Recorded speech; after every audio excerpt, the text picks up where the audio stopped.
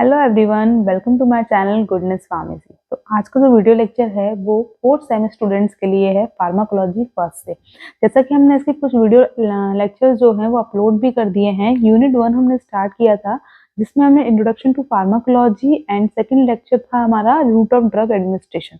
ये दोनों video upload कर दिए हैं। अगर आपने नहीं देखे हैं तो मेरे चैनल पर जाकर उसको देख लीजिए और उसको जो लिंक दे रखी है वो डिस्क्रिप्शन बॉक्स में मेंशन कर दी गई है। उसके बाद जो यूनिट 1 का हमारा जो नेक्स्ट टॉपिक आता है रूट ऑफ ड्रग एडमिनिस्ट्रेशन के बाद में, वो आता है हमारा फार्माकोकाइनेटिक्स। एक बार हम रिवाइज कर लेते हैं इंट्रोडक्शन को लेके। हमने बताया था कि फार्माकोलॉजी को बेसिकली दो पार्ट में डिवाइड किया गया है। कौन कौन से? Pharmaco dynamics and pharmacokinetics. ठीक है, दो डिविजन्स हैं कोलॉजी के, फार्माकोलॉजी के, डायनेमिक्स और काइनेटिक्स। डायनेमिक्स का मतलब क्या था? What the drug does to the body. जब भी हम कोई ड्रग को लेते हैं अपनी बॉडी के अंदर, तो हमारी बॉडी में ड्रग का क्या एक्शन है, उसका ड्रग हमारे बॉडी में कैसे अपना एक्शन शो कर रही है, क्या उसका मोड ऑफ एक्शन है, तो वो हमारा क्या था? फार्माकोडायनेमिक्स। फार्माकोकाइनेटिक्स अगर हम देखें तो हमारा क्या है? ADME, मतलब what the body does to the drug. अगर हम हमने ड्रग को लिया, फिर ड्रग को लेके हमारी बॉडी ने कैसे रिस्पॉन्ड किया तो उसे क्या बोलते हैं? फार्माकोकाइनेटिक्स, जिसमें हम स्टडी करते हैं ADME, absorption, distribution, metabolism and excretion. ठीक है, तो वही है कि हमारा जो यूनिट 1 है उसमें हम फार्माकोकाइनेटिक्स के बारे में पढ़ेंगे। उसके बाद नेक्स्ट पार्ट में हमारा फार्माकोडायनेमिक्स आएगा डिटेल में। तो वही हम इसमें स्टडी करने वाले हैं यूनिट 1 में हमारा फार्माकोकाइनेटिक्स, जिसमें कि हमारा मेंशन रहेगा membrane transport mechanism, absorption, distribution, metabolism and excretion of drug. ठीक, तो वही बताया यहाँ पे फार्माकोकाइनेटिक्स क्या है? It is a study of drug movement in through out the body. हमारी पूरी बॉडी में जो हमारा ड्रग का मूवमेंट है कैसे हो रहा है, तो वो हमारा क्या है? फार्माकोकाइनेटिक्स। ये आपको डायग्राम दिख रहा है। इस डायग्राम में हम देख रहे हैं, एक आउटलाइन दे रखी है डायग्राम में कि किस तरीके से हमारी बॉडी में ड्रग का एब्जॉर्प्शन होता है, देन डिस्ट्रीब्यूशन होता है, ड्रग मेटाबोलाइट करती है एंड देन एक्सक्रीशन होता है। तो अगर हम एक ओवरव्यू देखें, अगर हमने कोई भी ड्रग ली तो सबसे पहले वो ड्रग हमारी कहाँ जाती है? सबसे पहले हम ड्रग लेंगे ड्रग इन डोजेस फॉर्म।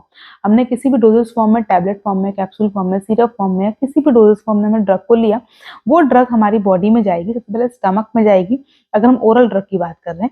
ठीक है, तो वो हमारी बॉडी में जाएगी, स्टमक में जाएगी, फिर ड्रग हमारा वो सोल्यूशन फॉर्म में हो जाएगी। ठीक है, सोल्यूशन फॉर्म में आके जो हमारी स्टमक है वहां से वो ड्रग जो है ये हमारी ब्लड में, ये हमारा ब्लड वाला पोर्शन मेंशन किया है, इस ब्लड में जाके एंटर कर जाएगी ड्रग। ठीक, अब उसके बाद में से ड्रग हमारी ब्लड में गई तो ये फ्री ड्रग है। ठीक है, अभी ये किसी से बाइंड नहीं हुए, जो भी इसके मॉलिक्यूल है, ड्रग का जो मॉलिक्यूल है वो क्या है? फ्री फॉर्म में है। अभी वो किसी से बाइंड नहीं हुआ तो इसे बोलेंगे फ्री ड्रग। अब इस ड्रग के साथ क्या क्या हो सकते हैं, पॉसिबिलिटीज देखें तो फ्री ड्रग जो है वो प्रोटीन बाउंड भी कर सकती है। जैसे कि आपको पता है कि आगे भी हम बताने वाले हैं कि जो ड्रग, जिस ड्रग की प्रोटीन बाइंडिंग हो जाती है, प्रोटीन बाउंड मतलब क्या होता है कि इसे ड्रग का मॉलिक्यूल है, इससे प्रोटीन का मॉलिक्यूल आके अटैच हो जाए, ड्रग मॉलिक्यूल से प्रोटीन का मॉलिक्यूल आके अटैच हो जाए, जिससे क्या होगा? इसका मॉलिक्यूलर वेट बढ़ जाएगा, इसका मूवमेंट जो है वो स्लो हो जाएगा, तो ड्रग का जो टाइम है हमारी बॉडी में वो बढ़ जाएगा। तो वही है, ड्रग हमारी प्रोटीन बाउंड भी कर सकती है, या फिर फ्री ड्रग हमारी साइट ऑफ एक्शन पे जाके अपना एक्शन शो कर सकती है, तो वहां पे बाउंड फॉर्म में भी रह सकती है और फ्री फॉर्म में भी रह सकती है, रिवर्सिबल फिनोमेना रहता है। या फिर वो ड्रग हमारी किसी भी टिश्यू में जाके स्टोर हो सकती है, तो वहां पे भी ये फ्री फॉर्म में रह सकती है या फिर बाउंड फॉर्म में रह सकती है। या फिर वो ड्रग का मेटाबॉलिज्म होता है, बायो ट्रांसफॉर्मेशन हमारा क्या कहलाता है? मेटाबॉलिज्म। ठीक है, मेटाबॉलिज्म, या फिर पहले हमारा मैं आगे बताने भी वाली हूँ कि मेटाबॉलिज्म क्या है, कि ड्रग की फेज को चेंज करना, उसे हम क्या बोलते हैं? मेटाबॉलिज्म बोलते हैं। अब यहाँ पर क्या होता है, ड्रग का एब्जॉर्प्शन होने के बाद में किसी किसी ड्रग के साथ डायरेक्टली मेटाबॉलिज्म होता है। पहले ड्रग अपना एक्शन शो नहीं करती, पहले ड्रग अपना मेटाबॉलिज्म करती है, देन उसके बाद अपना एक्शन करती है। तो वही है कि उस फ्री ड्रग को मेटाबॉलिज्म हो जाए, एंड देन मेटाबॉलिज्म के बाद जो प्रोडक्ट मिलता है उसे बोलते हैं मेटाबोलाइट्स, एंड देन वो मेटाबोलाइट्स जो है हमारे urine, faeces, sweat, saliva, excretion हो जाए उसकी बॉडी के बाहर, हमारी जो ड्रग है वो बाहर निकल जाए। तो ये हमारा क्या है? एक फार्माकोकाइनेटिक का एक स्ट्रक्चर है कि किस तरीके से हमारी बॉडी में ADME जो है वो काम करता है। सिंपल, हमने पहले ड्रग को किसी डोजेस फॉर्म में लिया, ठीक है, वो ड्रग हमारी बॉडी में गई, ब्लड में जाएगी, ब्लड में वो फ्री फॉर्म में रहेगी, तो उस ड्रग के साथ में क्या क्या हो सकता है, या तो प्रोटीन बाउंड कर सकती है, या फिर साइट ऑफ एक्शन भी जाके अपना एक्शन शो कर सकती है, या फिर किसी भी टिश्यू में जाके स्टोर हो सकती है, ठीक है, या फिर ड्रग का मेटाबॉलिज्म हो जाता है एंड देन वो मेटाबोलाइट्स में कन्वर्ट होके बॉडी के बाहर एक्सक्रीट आउट हो जाती है। तो ये एक ओवरव्यू दे रखा है किस तरीके से हमारी बॉडी में जो है वो फार्माकोकाइनेटिक्स रोल प्ले होता है। ठीक, अब उसके बाद हम बात करते हैं नेक्स्ट बायोलॉजिकल मेम्ब्रेन की। अब बायोलॉजिकल मेम्ब्रेन के बारे में आप सबने सुना होगा। बायोलॉजिकल मेम्ब्रेन क्या होती है कि हमारी बॉडी में सेल है, सेल की आउटर मेम्ब्रेन है, ठीक है, सेल जैसे सेल है, सेल की एक आउटर लेयर होती है, ठीक है, ड्रग का ट्रांसफर होता है वो सेल के अंदर और सेल के बाहर होता है। तो सेल के अंदर और बाहर जब ड्रग का मूवमेंट होता है तो उसे एक लेयर को क्रॉस करना होता है, ठीक है, तो इस लेयर को, इस मेम्ब्रेन को हम क्या बोलते हैं, बायोलॉजिकल मेम्ब्रेन। अब ये प्लाज्मा मेम्ब्रेन के फॉर्म में हो सकती है या फिर कैपिलरी एंडोथेलियम के फॉर्म में हो सकती है। तो अगर हम प्लाज्मा मेम्ब्रेन की बात करें, जिसे हम मोस्टली जो सेल की आउटलाइन होती है वो हमारी क्या है, प्लाज्मा मेम्ब्रेन है। तो प्लाज्मा मेम्ब्रेन की बात करें तो वो लिपिड बाइलेयर की बनी हुई होती है, ठीक है, तो वहां पे भी ड्रग का जो ट्रांसपोर्टेशन होता है, ड्रग का जो मूवमेंट होता है, तो वहां पे भी कुछ ट्रांसपोर्टेशन की मैकेनिज्म होती है कि मूवमेंट ड्रग का कैसे होना है, हायर कंसंट्रेशन से लोअर कंसंट्रेशन की तरफ, या फिर एनर्जी की रिक्वायरमेंट होगी नहीं होगी। तो ड्रग को भी इस लिपिड लेयर को क्रॉस करके ही सेल के अंदर जाना है या सेल के बाहर जाना है, तो इस तरीके से ड्रग का मूवमेंट होना है। तो ये हमारी क्या है, बायोलॉजिकल मेम्ब्रेन, ठीक है। अब इसके बाद हम बात करते हैं कि कौन कौन से ट्रांसपोर्टेशन मैकेनिज्म है कि किस तरीके से हमारे ड्रग का जो है वो मूवमेंट होता है, ठीक है। तो अगर हम ड्रग के मूवमेंट की हम बात करें तो ड्रग का मूवमेंट हमारा कैसे होगा, तो हमारे यहाँ पे 5 प्रोसेस दे रखी हैं किस किस मेथड से हमारा ड्रग जो है वो मूव करती है। तो फर्स्ट हम बात करते हैं इसमें, अब आपको डायग्राम दिख रहा होगा इसका, तो ये जो है देखिए डायग्राम में, एक डायग्राम में ही मैंने पांचों जो है सारे मेंशन कर दिए हैं, पांचों पॉइंट्स जो हैं इसके। तो देखिए ये हमारी क्या है, आपको पता होगा कि सेल की प्लाज्मा मेम्ब्रेन है जो कि बाइलिपिड लेयर की बनी हुई है, ये फॉस्फोलिपिड्स हैं, ठीक है, ये बाइलिपिड लेयर की बनी हुई है, ठीक है। तो ये सेल की मेम्ब्रेन है, प्लाज्मा मेम्ब्रेन। अगर हम फर्स्ट डिफ्यूजन की बात करें, इसे हम बोलते हैं पैसिव डिफ्यूजन।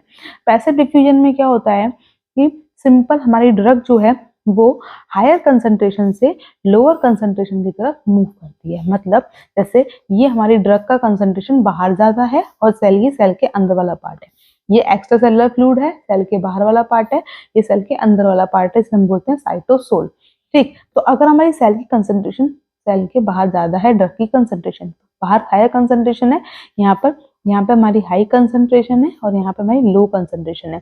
तो पैसिव डिफ्यूजन में क्या होगा कि ड्रग हमारी सिंपल हायर कंसंट्रेशन से लोअर कंसंट्रेशन की तरफ मूव करेगी, इस तरीके से हायर कंसंट्रेशन से लोअर कंसंट्रेशन की तरफ मूव करेगी without the requirement of energy. There is no need of energy, यहाँ पर कोई भी एनर्जी की रिक्वायरमेंट नहीं होती। तो ऐसी वो ड्रग्स जो कि लिपिड सॉल्युबल ड्रग होती हैं, वही ड्रग हमारी पैसिव डिफ्यूजन के अंतर्गत आती हैं। क्यों? क्योंकि हमारी जो लिपिड लेयर है, जो ये बायोलॉजिकल मेम्ब्रेन है, प्लाज्मा मेम्ब्रेन, ये भी लिपिड की बनी हुई होती है। जो लिपिड सॉल्युबल ड्रग्स होती हैं वही हमारी पैसिव डिफ्यूजन के थ्रू हाई कंसंट्रेशन से लो कंसंट्रेशन की तरफ मूव करती हैं और इसमें कोई भी एनर्जी की रिक्वायरमेंट नहीं होती है। क्लियर है? इसके बाद नेक्स्ट हम बात करते हैं फिल्ट्रेशन की। फिल्ट्रेशन क्या होता है? फिल्ट्रेशन मतलब एक्वस पोर, मतलब हमारे कुछ मेम्ब्रेन में कुछ ऐसे पोर लाइक स्ट्रक्चर्स बने हुए होते हैं, इन पोर्स के थ्रू हमारी ड्रग जो है वो मूव करती है। अब हम बात करें कि यहाँ पे इसके थ्रू हमारी कौन सी ड्रग मूव करती है, तो इसके थ्रू हमारी ड्रग मूव करती है वाटर सॉल्युबल ड्रग्स। मतलब जितनी भी वाटर सॉल्युबल ड्रग होती हैं वो इस मेम्ब्रेन को क्रॉस नहीं कर पाती है, वो इन चैनल्स के थ्रू, इन पोर्स के थ्रू हमारी इस मेम्ब्रेन को क्रॉस करती है।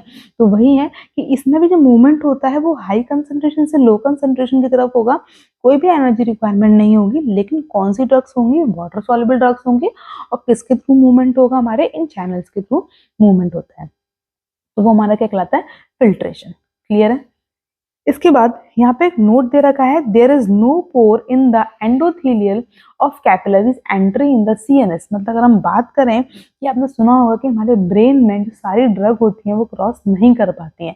मतलब हमारी ब्रेन जो है, जैसे हमारे ब्रेन है, आगे भी मैं बताऊंगी अच्छे से क्लियर करके, जो ब्रेन की जो लेयर होती है वो कैपिलरी एंडोथेलियम की बनी होती है। यहाँ पे टाइट जंक्शन होता है, मतलब यहाँ पे टाइट जंक्शन होता है, मतलब यहाँ पे कोई भी हमारा एक्वस पोर नहीं होता है ब्रेन की एंडोथेलियम में।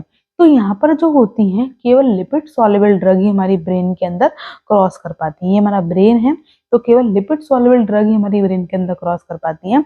जो वाटर सॉल्युबल ड्रग हैं वो हमारे ब्रेन को क्रॉस नहीं कर पाती हैं, क्योंकि इसकी मेम्ब्रेन में कोई भी एक्वस पोर प्रेजेंट नहीं होता है, जिसे हम बोलते हैं blood brain barrier. Triple B के नाम से बताया गया ब्लड ब्रेन बैरियर। तो वही यहाँ पे एक नोट के रूप में दे रखा है। ठीक, तो ये हमारा सेकंड हो गया फिल्ट्रेशन। नेक्स्ट हम बात करते हैं third, facilitated diffusion. Facilitated diffusion मतलब क्या होता है कि जब ट्रांसपोर्टेशन जो हो रहा है ड्रग का वो कैरियर के थ्रू होता है। ठीक है, जैसे ये स्ट्रक्चर्स बने हुए हैं, ये हमारे कैरियर है। ठीक है, तो ट्रांसपोर्टेशन या मूवमेंट जो हो रहा है ड्रग का वो कैरियर के थ्रू हो रहा है, कि कैरियर से बाइंड हो गई एंड देन कैरियर ने दूसरी तरफ जाके ड्रग को रिलीज कर दिया। तो ये हमारा क्या है, फैसिलिटेटेड डिफ्यूजन। ये भी हमारे हायर कंसेंट्रेशन से लोअर कंसेंट्रेशन की तरफ होगा, लेकिन जो लार्ज मॉलिक्यूल होते हैं उनका डिफ्यूजन हमारा फैसिलिटेटेड डिफ्यूजन होता है, क्योंकि वो लार्ज मॉलिक्यूल जो होते हैं इन मेम्ब्रेन को क्रॉस नहीं कर पाते हैं। अगर छोटे मॉलिक्यूल होंगे तो वो इजिली मेम्ब्रेन को क्रॉस कर जाएंगे, लेकिन जो लार्ज मॉलिक्यूल होते हैं वो मेम्ब्रेन को क्रॉस नहीं कर पाते हैं, इसलिए उनका कैरियर मीडिएटेड डिफ्यूजन होता है। इसे हम कैरियर मीडिएटेड डिफ्यूजन भी बोलते हैं। ठीक, फोर्थ आता है हमारा एक्टिव ट्रांसपोर्ट। एक्टिव ट्रांसपोर्ट में क्या डिफरेंस रहता है? एक्टिव मतलब यहाँ पे एनर्जी की रिक्वायरमेंट है, पैसिव मतलब कोई भी एनर्जी की रिक्वायरमेंट नहीं है। तो एक्टिव में क्या होगा, जो ड्रग का मूवमेंट होगा वो कैसे होगा, हमारा लोअर कंसंट्रेशन से higher concentration, low to high. और जब हमारी कोई भी ड्रग लो कंसंट्रेशन से हाई कंसंट्रेशन की मूव करेगी तो वहां पर एनर्जी की रिक्वायरमेंट होती है। ठीक है, तो यहाँ पर क्या होगी, हमारी एनर्जी की रिक्वायरमेंट होगी और लो कंसंट्रेशन से हाई कंसंट्रेशन की तरफ मूवमेंट होगा। यहाँ पे एटीपी दिखाया हुआ है, ये हमारी एनर्जी है, उसकी रिक्वायरमेंट होती है। लो से हाई की तरफ मूव करते हैं, कैरियर मीडिएटेड डिफ्यूजन भी ये होता है, मतलब कैरियर के थ्रू भी ये होता है। ठीक है, तो ये हमारा कौन सा हो गया, एक्टिव ट्रांसपोर्ट। नेक्स्ट आता है हमारा पिनोसाइटोसिस, जिसे हम बोलते हैं एंडोसाइटोसिस। ठीक है, इसको नाम हमारा दे रखा है एंडोसाइटोसिस। एंडोसाइटोसिस मतलब क्या, एंडो मतलब एंगल्फ करना, साइटोसिस मतलब सेल का, मतलब सेल हमारी किसी चीज को एंगल्फ कर रही है, उसे खा रही है। तो इसमें दो टाइप के होते हैं, एक होता है हमारा पिनोसाइटोसिस, एक होता है हमारा फैगोसाइटोसिस। पिनो और फैगो।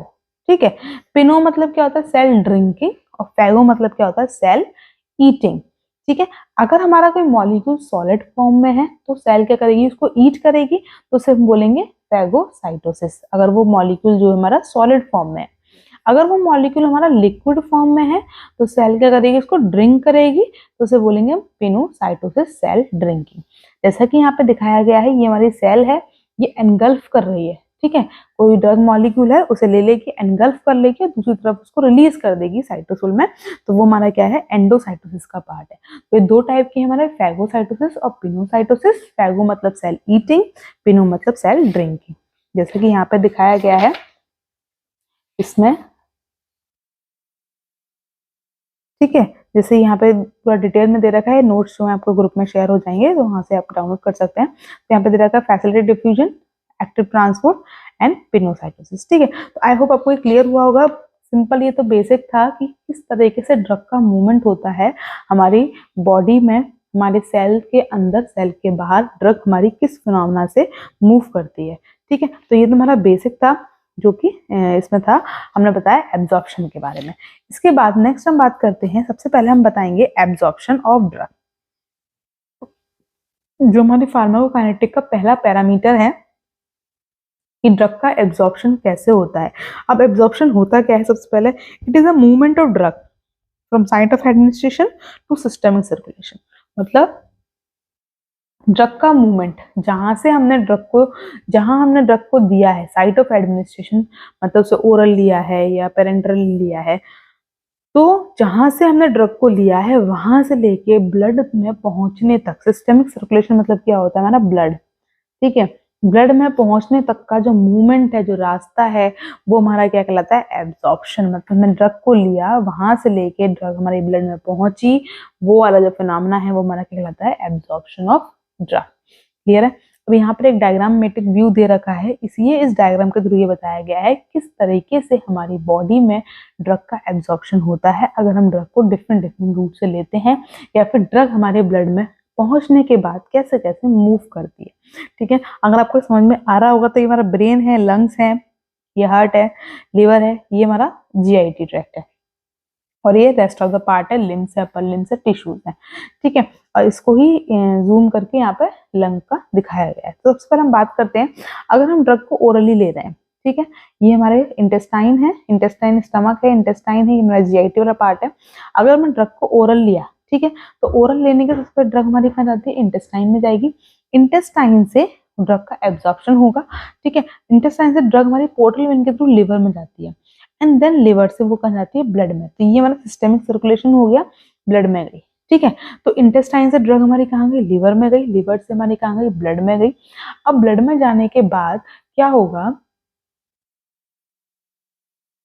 हाँ, तो ब्लड में जाने के बाद अब यहाँ पर क्या हो रहा है, जो इम्प्योर ब्लड है, जो डीऑक्सीजेटेड ब्लड है, वो हमारा कहाँ जा रहा है, हार्ट में जा रहा है। जो इतने भी लोअर लिम्ब से डीऑक्सीजेनेटेड ब्लड आ रहा है, अपर लिम्ब से डीऑक्सीजेनेटेड ब्लड आ रहा है, तो हमारा किस में जा रहा है, हमारा इस हार्ट में जा रहा है। तो वही है कि हमारे साइड वन यहाँ से लिवर से जो हमारी ड्रग है वो डीऑक्सीजेनेटेड ब्लड के थ्रू हमारे कहाँ गई, हार्ट में गई, हार्ट से प्योरीफाई होकर लंग्स, लंग्स के थ्रू या फिर हार्ट के थ्रू क्या हो गई, रेस्ट ऑफ द पार्ट में वो पंप हो गई। मतलब जो अगर वो ड्रग को ब्रेन में जाना होगा तो ब्रेन में जाके रिसेप्टर होंगे तो वहां पे जाके बाइंड कर जाएगी। अगर उस ड्रग को कहाँ जाना होगा, rest of the body other tissues में जाना होगा तो वहां पे जाके उसके रिसेप्टर होंगे तो वहां पे जाके बाइंड कर जाएगी। इस तरीके से ड्रग जो है वो अपने साइट ऑफ एक्शन पे पहुंच जाएगी। तो ड्रग का जो मूवमेंट है वो कैसे हो रहा है, ब्लड के थ्रू हो रहा है। तो जहां जहां ब्लड जा रहा है वहां वहां ड्रग जा रही है। तो वही बताया है यहाँ पे, ये है ओरल एब्जॉर्प्शन, ओरल एडमिनिस्ट्रेशन। अगर हम बात करें कि हमारे ड्रग हम दे रहे हैं इनहेलेशन के थ्रू, इनहेलेशन मतलब नोज के थ्रू, माउथ के थ्रू हम ड्रग को इनहेल कर रहे हैं। तो जब हम ड्रग को इनहेल करेंगे तो क्या होगा, ड्रग हमारी किस में जाएगी, अगर हम नोज के थ्रू अगर हम अपने रेस्पिरेटरी ट्रैक्ट के थ्रू ड्रग को इनहेल करेंगे नोज और माउथ के थ्रू, तो ड्रग हमारी सबसे पहले कहाँ जाएगी, हमारी लैरिंग्स में जाएगी, देन हमारी फेरिंग्स, लैरिंग्स से होते हुए हमारी कहाँ जाएगी, लंग्स में जाएगी, ठीक है। तो ये हमारे लंग्स का है, लंग्स में क्या होते हैं हमारे ब्रोंक्यूल, लंग्स में ब्रोंक्यूल तक पहुंचेगी, और ब्रोंक्यूल से कहाँ जाएगी, हमारे एल्विलाई में जाएगी। एल्विलाई में जैसे हमारी ये एल्विलाई है, ठीक है, एल्विलाई से यहाँ पर कैपिलरी है, तो इससे क्या होगा, यहाँ पे ड्रग जो है वो हमारी कैपिलरी में मूव आ जाएगी, और ड्रग हमारी किस में आ जाएगी, ब्लड में आ जाएगी, कैपिलरी में आ जाएगी, कैपिलरी में जो ब्लड है उसमें आ जाएगी। तो इस तरीके से ड्रग कहाँ से कहाँ आ गई, मतलब हमने ड्रग को इनहेल किया है माउथ के थ्रू, नोज के थ्रू, और ड्रग हमारे रेस्पिरेटरी ट्रैक्ट के थ्रू कहाँ आएगी, एल्विलाई में आएगी, एंड एल्विलाई से वो कैपिलरी में जाके आ जाएगी, कैपिलरी में, और कैपिलरी में जो ब्लड है जाके मूव कर जाएगी, एंड देन वो पूरी बॉडी में सर्कुलेट हो जाएगी। तो इस तरीके से ड्रग जो है हमारी, अगर हम रेस्पिरेटरी ट्रैक्ट के थ्रू ड्रग को ले रहे हैं तो इस तरह से ड्रग जो है हमारी बॉडी में मूव करती है, ठीक। तो इस तरीके से दिखाया हुआ है यहाँ पे किस तरीके से हमारी ड्रग का जो है वो एब्जॉर्प्शन होता है, ठीक।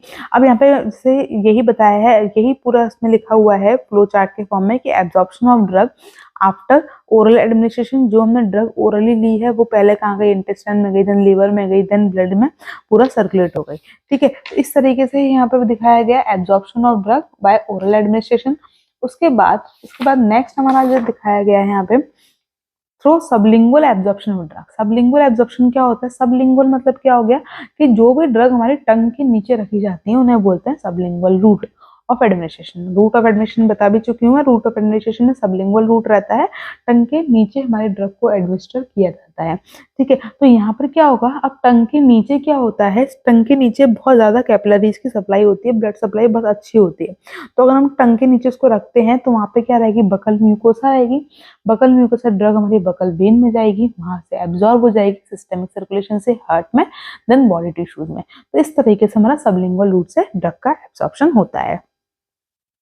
फिर नेक्स्ट पता है absorption of drug through inhalation. Inhalation के थ्रू मैं बता भी चुकी हूँ कि ये हमारा इनहेलेशन वाला पार्ट था, जो हमारे रेस्पिरेटरी ट्रैक्ट के थ्रू हमारे ड्रग का एब्जॉर्प्शन होता है इनहेलेशन के थ्रू, ठीक। तो ये हमारे कुछ रूट ऑफ एडमिनिस्ट्रेशन थे जिसके थ्रू हमारा ड्रग का एब्जॉर्प्शन होता है। अब यहाँ पर कुछ नोट में कुछ पॉइंट्स मैंने मेंशन कर रखे हैं, जो कुछ एक्सेप्शंस हैं या कुछ पॉइंट्स हैं जो आपको नोटिफाई करने होंगे अपने बेसिक्स को क्लियर करने के लिए।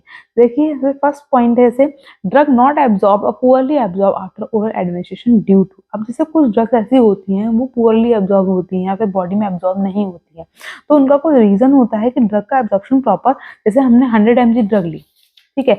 ऐसा होता है कि हमारी 100 mg हमने ड्रग ली, हमारे ब्लड में वो 50 mg पहुंची, ठीक है, लेकिन 50 mg पहुंची तो एब्जॉर्प्शन का क्या हो गया, हाफ हो गया, ठीक है। 100 mg ड्रग ली, ब्लड में पहुंची 50 mg एंड देन जाएगी साइट ऑफ एक्शन पे, ठीक है। साइट ऑफ एक्शन पे वो जाके बाइंड हुई केवल 20 mg। जो रेस्ट ऑफ द ड्रग थी ये क्यों कम हो रही है, तो यहाँ पे कुछ रीजन है जिसकी वजह से प्रॉपर जितना भी हमने कंसंट्रेशन ड्रग का लिया है वो प्रॉपर एक्शन नहीं कर पा रही है। तो वही कुछ यहाँ पे कुछ एक्सेप्शंस आ जाते हैं, कुछ पॉइंट्स आ जाते हैं। जैसे कि फर्स्ट पॉइंट आता है, if drug ionised form in intestinal pH will become less lipid soluble। अगर हमारी वो ड्रग का नेचर, अगर हम उसका केमिकल स्ट्रक्चर की स्टडी करें, अगर वो हमारी ड्रग जो है वो इंटेस्टाइनल pH में आयनाइज हो जाए तो वो लिपिड सॉल्युबिलिटी उसकी कम हो जाती है। लिपिड सॉल्युबिलिटी कम हो जाने का मतलब क्या है कि ड्रग जो है सेल की मेम्ब्रेन को क्रॉस नहीं कर पाएगी, उसकी जो मेम्ब्रेन के लिए परमेबिलिटी है वो कम हो जाएगी, ठीक है। तो यहाँ पर क्या हो गया, ड्रग का आयनाइजेशन हो गया in the presence of pH, ठीक है। तो इंटेस्टाइन में उसकी पीएच अफेक्ट कर रही है। अब ऐसी सेकंड पॉइंट है, certain drug degrade by gastric acid. ऐसी ड्रग हमें सबसे पहले स्टमक में आती है, तो स्टमक में क्या होता है, गैस्ट्रिक एसिड होता है। तो कुछ गैस्ट्रिक ड्रग ऐसी होती हैं जो गैस्ट्रिक एसिड की प्रेजेंस में डिग्रेड हो जाती हैं, ठीक है। वो अपनी क्वालिटी को खो देती हैं, अपने नेचर को खो देती हैं, तो वो ड्रग क्या हो गई, डिग्रेड हो गई, ठीक है। तो इस तरीके से भी होता है। Next point, some drug form complexes and become bigger molecule size and not absorb. हमने बताया भी प्रोटीन बाइंडिंग हो गया, या फिर हमने किसी ड्रग को ऐसे कॉम्बिनेशन के साथ या फूड के साथ ले लिया। कुछ ड्रग्स ऐसी होती हैं, एक्सेप्शन के लिए से मैं बताऊं, एग्जांपल के लिए टेट्रासाइक्लिन है, ठीक है। टेट्रासाइक्लिन को अगर हम मिल्क के साथ लें तो वो कैल्शियम के साथ चिलेट बना लेती हैं और इसका एब्जॉर्प्शन जो जाता है कम हो जाता है। चिलेट मतलब क्या हो गया, जैसे टेट्रासाइक्लिन का जो ड्रग है, मॉलिक्यूल का स्ट्रक्चर है, जो टेट्रासाइक्लिन ड्रग है, इसने कैल्शियम के साथ बाइंड कर लिया, ठीक है। तो यहाँ पर क्या होगा, उसका मॉलिक्यूलर साइज बढ़ गया, जिसकी वजह से उसका एब्जॉर्प्शन जो है वो क्या हो गया, कम हो गया। तो वही ये कुछ ऐसी ड्रग्स होती हैं, वो कुछ ऐसे मॉलिक्यूल के साथ में चिलेट बना लेती हैं, जिसकी वजह से ड्रग का एब्जॉर्प्शन जो है वो कम हो जाता है या फिर होता ही नहीं है। तो इस तरीके से हमारी कुछ ड्रग्स हैं, उनका एब्जॉर्प्शन जो है वो कम हो जाता है या फिर रुक जाता है, या फिर ड्रग हमारी प्रॉपरली एब्जॉर्ब नहीं हो पाती है। तो कुछ नोट्स में पॉइंट्स को मेंशन किया गया है, ठीक। इसके बाद नेक्स्ट हम बात करते हैं factors affecting absorption of drug. कौन कौन से फैक्टर्स जो हैं वो हमारी ड्रग के एब्जॉर्प्शन को अफेक्ट करते हैं। जैसा कि बताया कि एब्जॉर्प्शन हमारे सबसे पहले बहुत सारे फैक्टर्स होंगे हमारी बॉडी के अंदर जिससे हमारी ड्रग का एब्जॉर्प्शन अफेक्ट करेगा। तो फर्स्ट हम बात करते हैं एरिया ऑफ एब्जॉर्बिंग सरफेस। जितना ज्यादा सरफेस एरिया होगा उतना ज्यादा ही एब्जॉर्प्शन होगा। वो पता भी है कि अगर हमारा सरफेस एरिया ज्यादा है तो एब्जॉर्प्शन भी क्या होगा, हर एक एरिया से जगह से होगा, तो एब्जॉर्प्शन भी क्या होगा, ज्यादा होगा। जितना ज्यादा सरफेस एरिया होगा उतना ज्यादा ही एब्जॉर्प्शन होगा ड्रग का, ठीक। तो वही है large area faster absorption. Concentration की बात करें तो हायर कंसंट्रेशन फास्ट एब्जॉर्प्शन। जितना ज्यादा ड्रग का कंसंट्रेशन होगा उतना ज्यादा ही एब्जॉर्प्शन होगा, ठीक। Blood supply to absorbing area, मैंने बताया कि जहां पर भी ब्लड सप्लाई ज्यादा होती है उस एरिया में एब्जॉर्प्शन भी ज्यादा होता है, क्योंकि ड्रग का जो मूवमेंट है वो किसके थ्रू होना है, ब्लड के थ्रू होना है। तो ब्लड जल्दी ही ड्रग को लेगा और जल्दी से ड्रग का मूवमेंट इसमें होगा, ठीक। नेक्स्ट है रूट ऑफ एडमिनिस्ट्रेशन। ये भी मैटर करता है कि हमने किस रूट से ड्रग को लिया है। ऐसा कि आपको पता भी है कि इसे ओरल रूट है और पेरेंट्रल रूट है। इन दोनों रूट की हम बात करें तो ओरल रूट से एब्जॉर्प्शन स्लो होता है in comparison to parenteral drug, parenteral route. तो पेरेंट्रल रूट की जो बायोलिटी रहती है वो ज्यादा अच्छी होती है, क्योंकि ड्रग जो है डायरेक्टली ब्लड में जाती है, ठीक है। अगर हम आईएम ले रहे तो मसल से फिर ब्लड में जाती है। तो इस तरीके से जो पेरेंट्रल रूट रहता है उसका एब्जॉर्प्शन फास्टर रहता है in comparison to oral drug, ठीक है।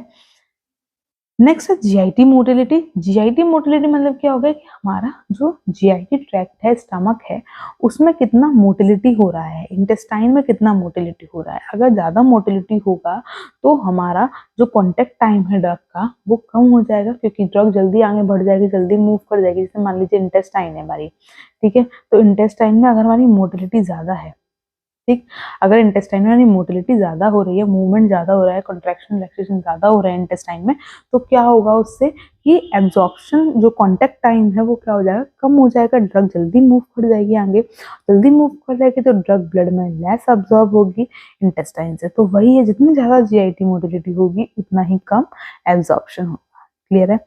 नेक्स्ट है presence of food interfere absorption of many drug. अगर हमारा फूड प्रेजेंट है इंटेस्टाइन में या फिर स्टमक में तो उससे भी एब्जॉर्प्शन अफेक्टेड होता है। नेक्स्ट है सॉलिबिलिटी। सॉलिबिलिटी क्या है? Lipid soluble drug faster absorb होंगी देन वाटर सॉल्युबल ड्रग से। जैसा कि बताया भी है मैंने कि यहाँ पे जो प्लाज्मा मेम्ब्रेन होती है वो क्या होती है? लिपिड सॉल्युबल होती है। जितनी क्योंकि ये जो लिपिड सॉल्युबल ड्रग होती है वही इस मेम्ब्रेन को क्रॉस कर पाएंगी rather than अदर ड्रग्स। ठीक है, तो वही है, तो लिपिड सॉल्युबल ड्रग की जो सॉल्युबिलिटी है वो ज्यादा है in comparison to water soluble drugs. ये क्लियर हो गया होगा आप लोगों को एब्जॉर्प्शन ऑफ ड्रग। ठीक, इसके बाद नेक्स्ट हम बात करते हैं डिस्ट्रीब्यूशन की। एब्जॉर्प्शन हो गया ड्रग का, मतलब ड्रग हमारी कहाँ चली गई? ब्लड में आ गई। मतलब हमने ओरल रूट से, जैसा सपोज करिए हमने ओरल रूट से ड्रग लिया, स्टमक में गई, देन इंटेस्टाइन में गई, इंटेस्टाइन से लिवर में गई, या फिर डायरेक्ट ब्लड में गई, या लिवर से ब्लड में गई। तो इस तरीके से ड्रग जो है हमारी किस में आ गई? ब्लड में आ गई। ठीक, अब ब्लड में आने के बाद में ये तो हमारा हो गया एब्जॉर्प्शन, फर्स्ट स्टेप। उसके बाद ड्रग हमारा क्या होगा? डिस्ट्रीब्यूट होगी, क्योंकि ड्रग को कहाँ जाना है? हमारे साइट ऑफ एक्शन पे जाना है, जो भी उसका रिसेप्टर है उस पे जाकर ड्रग को बाइंड करना है। ठीक है, तो उस प्रोसेस को क्या बोलते हैं? डिस्ट्रीब्यूशन। तो once a drug has gain to the blood stream it gets distributed to other tissues that initially had no drug. ठीक, जैसा कि ड्रग एक बार ब्लड में आ गई फिर वो अदर टिश्यूज में जाकर डिस्ट्रीब्यूट हो जाएगी जहां पर पहले से ड्रग प्रेजेंट नहीं थी। जैसा कि यहाँ पे एक फ्लो चार्ट के फॉर्म में दे रखा है, देखिए आप लोग, देखिए इसमें दे रखा है the drug crosses from arterioles. सबसे पहले ड्रग हमारी आर्ट्रियोल से क्रॉस करेगी। आर्ट्रियोल से भी क्रॉस करेगी, ड्रग हमारी किस में है? ब्लड वेसल्स में है। मान लीजिए ड्रग हमारी किस में है? ब्लड वेसल में है, तो आर्ट्रियोल को क्रॉस करेगी, उसकी लेयर को क्रॉस करेगी एंड रीचेज इंटरस्टिशियल फ्लूइड। मतलब ये हमारी क्या है? आर्टरी है, आर्ट्रियोल है। ठीक है, उसको क्रॉस करके कहाँ गई? इंटरस्टिशियल फ्लूइड में आ गई। इंटरस्टिशियल फ्लूइड में आ गई, हमारा इंटरस्टिशियल फ्लूइड है, इधर आ गई। देन उसके बाद में जो सेल है, ठीक है, सेल के ऊपर क्या बने हुए हैं? रिसेप्टर बने हुए हैं। तो सेल के रिसेप्टर पर जाके ये बाइंड कर जाएगी यहाँ पे, एंड देन उसके बाद अंदर जाके ड्रग सेल के अंदर जाके एनगल्फ हो जाएगी, सेल के अंदर चली जाएगी। तो drug reaches intracellular to occupy receptor in cytoplasm nucleus and show appropriate pharmacological action. तो वही चीज दे रखी है इसमें कि ड्रग हमारी सबसे पहले कहाँ थी? आर्टरी में थी, आर्ट्रियोल में थी, ब्लड में थी। यहाँ से ड्रग हमारी इंटरस्टिशियल फ्लूइड में गई, इंटरस्टिशियल फ्लूइड से हमारी सेल के रिसेप्टर उस पर जाके बाइंड करेगी, सेल के अंदर चली जाएगी इंट्रासेलुलरली। ठीक है, एंड देन उसके बाद अपना फार्माकोलॉजिकल एक्शन शो करेगी। तो इस तरीके से ड्रग का क्या होता है? डिस्ट्रीब्यूशन होता है। अब हम बात करते हैं next factors influencing the distribution. कौन कौन से फैक्टर्स जो है हमारे डिस्ट्रीब्यूशन को जो अफेक्ट करते हैं, इन्फ्लुएंस करते हैं। सबसे पहले हम बात करते हैं ब्लड ब्रेन बैरियर की। जैसा कि मैंने बताया अभी थोड़ी देर पहले कि ब्लड ब्रेन बैरियर क्या होता है। हमारा यहाँ पे जो दो डायग्राम दिख रहे हैं, ठीक है, अब दो डायग्राम में हम देखें तो एक हमारी पेरिफेरल कैपिलरीज है, एक हमारे ब्रेन कैपिलरीज है। पेरिफेरल कैपिलरी मतलब क्या हो गया? जो हमारी पेरिफेरी में प्रेजेंट है, मतलब वो कैपिलरीज जो हमारी सेंट्रल नर्वस सिस्टम को छोड़ के, जो हमारा पेरिफेरल नर्वस सिस्टम है, मतलब हमारे हैंड है, लिम्स है, हाथ पैर, जो हमारे पेरिफेरी, जो हमारा रेस्ट ऑफ द बॉडी है, वहां पर जो कैपिलरी प्रेजेंट है, ठीक है, ये उसकी कैपिलरी का एक ट्रांसफर सेक्शन है। कैपिलरी ऐसे होती है, उसको हम ऐसे करके कट करेंगे तो उसका ट्रांसफर सेक्शन आएगा, तो ये इसकी कैपिलरी का ट्रांसफर सेक्शन है। क्लियर है? तो ये हमारे क्या है? ब्लड वेसल है, उसकी कैविटी है, ये इस पे कैपिलरी की लेयर है, और ये कैपिलरी में क्या है? पोर है। मतलब पेरिफेरल कैपिलरी में हमारे पोर्स होते हैं, एक्वस पोर्स होते हैं, जिसके थ्रू हमारी वाटर सॉल्युबल ड्रग जो है वो मूव कर पाती है। ठीक है, तो ये हमारी पेरिफेरल कैपिलरी है। अगर इसके कंपैरिजन में देखें ब्रेन कैपिलरी को, तो ब्रेन कैपिलरी में क्या होता है? ये हमारे ब्रेन की कैपिलरी है। ब्रेन की कैपिलरी जो है बाहर से टाइट जंक्शन के थ्रू ये कवर होती है। ठीक है, यहाँ पे दे रखा है टाइट जंक्शन है, टाइट जंक्शन के थ्रू कवर है। ये लिपिड सॉल्युबल सब्सटेंस मूव कर जाएंगे इजीली, लेकिन इसमें वाटर सॉल्युबल सब्सटेंस मूव नहीं करेंगे क्योंकि यहाँ पर कोई भी एक्वस पोर प्रेजेंट नहीं है। ठीक है, दोनों में डिफरेंस समझ में आया कि पेरिफेरल कैपिलरी में हमारे एक्वस पोर प्रेजेंट होते हैं, इसलिए यहाँ पर वाटर सॉल्युबल ड्रग जो है मूव कर पाती हैं, लेकिन ब्रेन कैपिलरी में हमारे एक्वस पोर प्रेजेंट नहीं होते हैं, इसलिए यहाँ पर केवल और केवल लिपिड सॉल्युबल ड्रग ही हमारी क्रॉस कर पाती है। तो यहाँ पर एक्सेप्शन रहता है कि जो केवल लिपिड सॉल्युबल ड्रग ही है वही हमारे ब्रेन में पहुंच पाती है, सीएनएस में पहुंच पाती है। अगर जो भी हमारी ड्रग हमारी ब्रेन के लिए एक्टिंग करनी है, मतलब ब्रेन के लिए देनी है, तो वो लिपिड सॉल्युबल नेचर की होनी चाहिए। ठीक है, तो ये हमारा एक फैक्टर हो गया जो हमारे ड्रग के डिस्ट्रीब्यूशन को अफेक्ट कर रहा है। क्लियर है? इसके बाद सेकंड पॉइंट आता है plasma protein binding. Plasma protein binding मैंने पे थोड़ा पहले बताया भी था कि प्लाज्मा प्रोटीन बाइंडिंग मतलब क्या होता है कि ड्रग के मॉलिक्यूल से प्रोटीन का बाइंड करना। जैसे कि बताया कि हमारी कुछ जैसी ड्रग्स होती हैं वो हमारी कुछ प्रोटीन के लिए एफिनिटी रखती हैं। प्रोटीन जैसे हमारी क्या होगी, एल्ब्यूमिन प्रोटीन है जो हमारी ब्लड में रहती है हमेशा, ठीक है। तो कुछ ऐसी ड्रग्स होती हैं उसका कुछ प्रोटीन के लिए एफिनिटी है, मतलब उनसे बाइंड करने की वो प्रॉपर्टी रखती हैं। जैसे हमारा ये ड्रग का मॉलिक्यूल है, ठीक है, ये हमारी इस प्रोटीन मॉलिक्यूल से बाइंड कर गया, ये हमारा प्रोटीन मॉलिक्यूल है, ठीक। ये हमारा ड्रग का मॉलिक्यूल हो गया, इसने इसकी एफिनिटी है एल्ब्यूमिन से बाइंड करने की, प्रोटीन से बाइंड करने की। अब इसने इससे बाइंड कर दिया। अब बाइंड करने के बाद में क्या होगा, इसका वेट जो है वो क्या हो जाएगा, बढ़ जाएगा। मॉलिक्यूलर वेट इसका बढ़ गया। मॉलिक्यूलर वेट बढ़ जाएगा तो उसका जो मूवमेंट है वो स्लो हो जाएगा। मूवमेंट स्लो हो जाएगा तो उसका डिस्ट्रीब्यूशन भी स्लो हो जाएगा। डिस्ट्रीब्यूशन स्लो हो गया तो उसका एक्शन भी क्या होगा, लेट आएगा, या फिर हमारी ड्रग जो है वो लॉन्ग टाइम तक ब्लड में रहेगी क्योंकि प्रोटीन बाइंडिंग हो गई, ठीक है। तो यही लिखा हुआ है कि after binding with protein it become large molecule and can not leave the blood. ज्यादा टाइम तक हमारी ब्लड में रहेगी, मॉलिक्यूलर वेट बढ़ गया, उसका मूवमेंट कम होगा तो ब्लड में ज्यादा टाइम तक रहेगी, मूवमेंट कम हो पाएगा। तो ड्रग जो है, प्रोटीन बाइंड ड्रग जो होती है वो फार्माकोलॉजिकली इनर्ट होती है। फार्माकोलॉजिकली इनर्ट क्यों हुई, क्योंकि ये अपने रिसेप्टर पे जाके बाइंड नहीं कर पाती हैं और अपना फार्माकोलॉजिकल एक्शन नहीं दे पाती है। अब कुछ टाइम के बाद तो ये रिवर्सिबल फिनोमेना होता है।